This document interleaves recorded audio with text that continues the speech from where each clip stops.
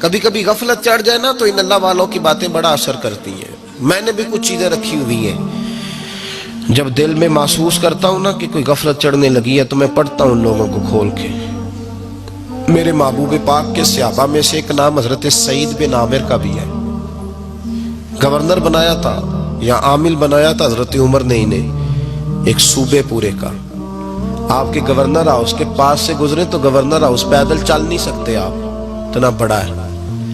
تو یہ وہ گورنر تھا کہ ایک دفعہ مال غنیمت بہت زیادہ آیا تو حضرت فاروق اعظم نے اس صوبے کے لوگوں کو کہا کہ ایک شخص جو مالیات کا وزیر تھا، وزیر خزانہ تھا، اس کو جناب عمر فاروق رضی اللہ تعالیٰ انہوں نے کہا وزیر خزانہ اس صوبے کے جہاں حضرت سعید بن عامر گورنر تھے، کہا کہ غریبوں کی لسٹ بنا کے بھیجو، میں فنڈ لگانا چاہتا ہوں. تو جب لسٹ بن کے آئی تو چوتھے نمبر پہ گورنر صاحب کا نام بھی لکھا تھا. تو حضرت عمر فاروق رضی اللہ تعالیٰ عنہ نے حضرت سعید بن عامر سے کہا یار تو غریب تھا، مجبور تھا، تنگ دست تھا، تیرے صوبے کے لوگ کہہ رہے مجھے کیوں نہیں بتایا؟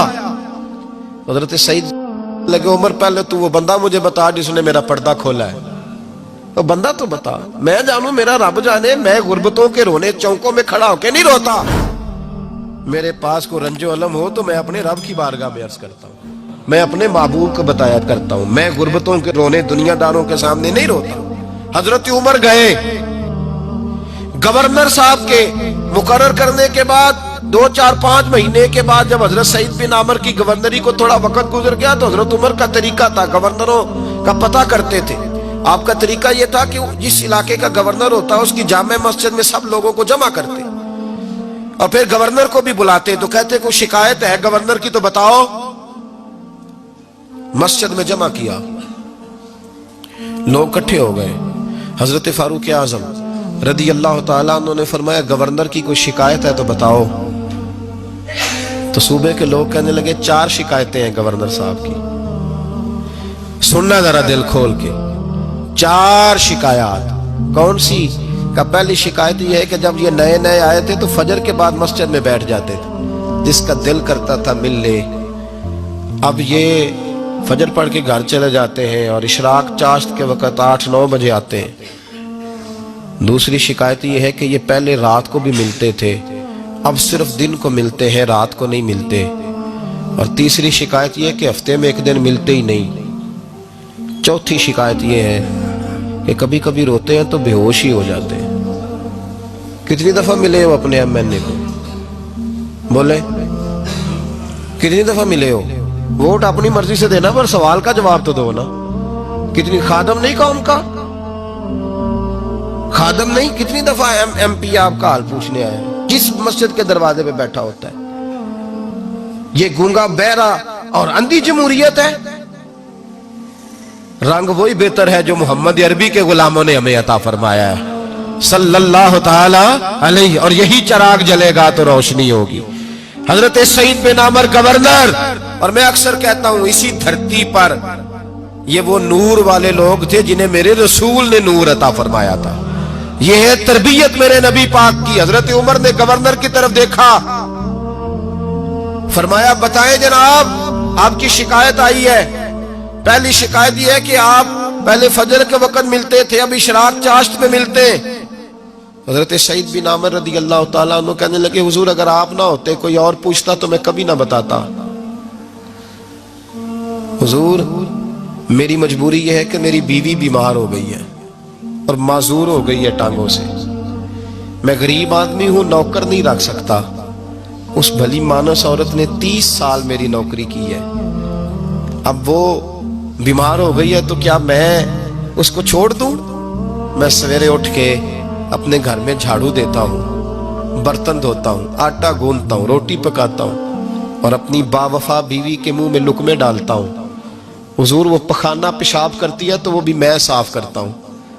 وہ میری ذمہ داری جو ہوئی تو ذرا دیر ہو جاتی ہے. بس پہلے سوال کا جواب آیا تو لوگ کہتے ہیں ہمارے جسم کے رونگٹے کھڑے ہو گئے. پھر کہا آپ کی دوسری شکایت یہ ہے کہ آپ ہفتے میں ایک دن ملتے نہیں. تو حضرت سعید بن عامر کہنے لگے حضور کاش یہ لوگ مجھے رسوا نہ کرتے، کاش سرعام نہ پوچھتے تو میرے اور میرے رب کا راز تھا، یہی بہتر تھا. فرمایا कह चुका हूं ना, गरीब हूं, जोड़ा एक ही है मेरे पास।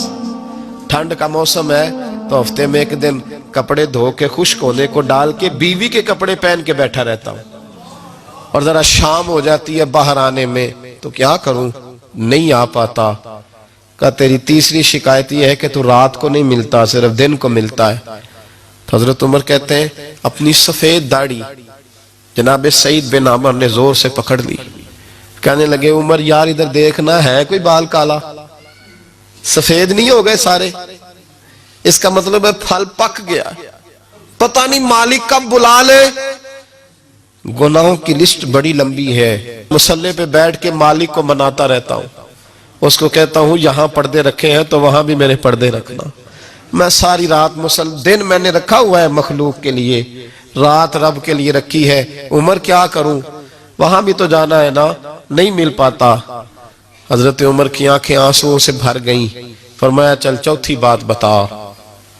कभी कभी बेहोश क्यों हो जाता है रोते रोते, तो फिर रोने लगे। कहने लगे हुजूर मैंने 40 साल की उम्र में कलमा पढ़ा है, जब 40 साल के गुनाह याद आते हैं तो फिर मुझसे सब्र नहीं होता, और सोचता हूं अगर एक गुनाह का पता ते सारा है ना सरदार नु कीतियां दा, मन आनम के मन दानम, पता ते सारा है सरदार नु कीतियां दा, और जब 40 साल की खताएं याद आती हैं तो रो पड़ता हूं और सोचता हूं अगर मालिक ने खड़ा करके पूछा तो जवाब क्या दूंगा। उमर मेरे लिए दुआ कर, रब मेरी 40 साल की खताएं बख्श दे। हजरत उमर रोने लगे। जनाब सईद बिन अमर कहने लगे बड़ी बातें हो गई, मेरे बड़े पर्दे खुल गए, चल अब मेरी सजा का ऐलान कर मैं जाऊं। उमर अब बता, मैंने जवाब दे दिया, अब शिकायत पर सजा का ऐलान करना मैं जाऊं। तो हजरत उमर ने हाथ उठाए कहा है अल्लाह मुझे इस तरह के कुछ और गवर्नर भी अता फरमा। ऐ अल्लाह मेरे रसूल सल्लल्लाहु अलैहि वसल्लम के गुलामों को इस तरह के कुछ और गवर्नर भी अता फरमा। ये मेरे भाई मेरे रसूल के ये थे वकानु यत्तकून, परहेज। मेरा